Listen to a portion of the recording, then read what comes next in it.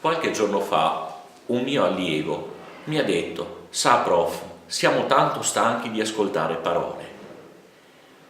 In questi giorni di avvento che ci portano al Natale, mi sono domandato anch'io quali siano le parole giuste per esprimere un augurio di buon Natale, di un felice anno nuovo, superando la retorica di frasi fatte, di parole vuote che non toccano il cuore. Mi è venuto in mente che Gesù si è definito la parola, il Verbo, e l'Evangelista Giovanni, proprio all'inizio del quarto Vangelo, ci consegna questa immagine di Gesù. Il Verbo si fece carne e venne ad abitare in mezzo a noi.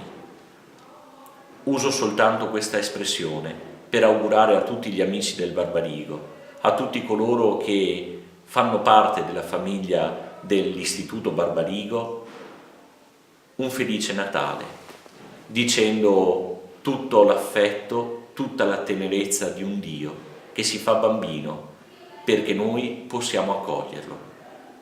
Dalla culla alla croce, la debolezza di un Dio che ci parla di amore e, come ci ripete spesso Papa Francesco, ci ricolma della sua misericordia, del suo perdono, della sua grazia, regalandoci momenti di tenerezza, momenti di vera umanità.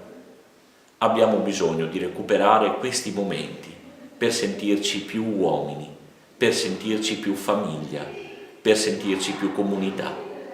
E allora buon Natale, ricordiamoci che l'unica vera parola è il Figlio di Dio, quel bambino Gesù che onoriamo nel presepe insieme a Maria e a Giuseppe. Sia così un momento di vera famiglia, di vera fede, di crescita nella fede. Sempre Papa Francesco ci ha regalato alla fine dell'anno della fede una bellissima esortazione che si intitola proprio Evangelii Gaudium, la gioia del Vangelo. Vi auguro di provare questa gioia nel profondo del cuore, come l'hanno provata i pastori, quando, davanti alla grotta di Betlemme, hanno riconosciuto che quel bambino, quel povero bambino, come cantano tante nemmie natalizie, era il Figlio di Dio.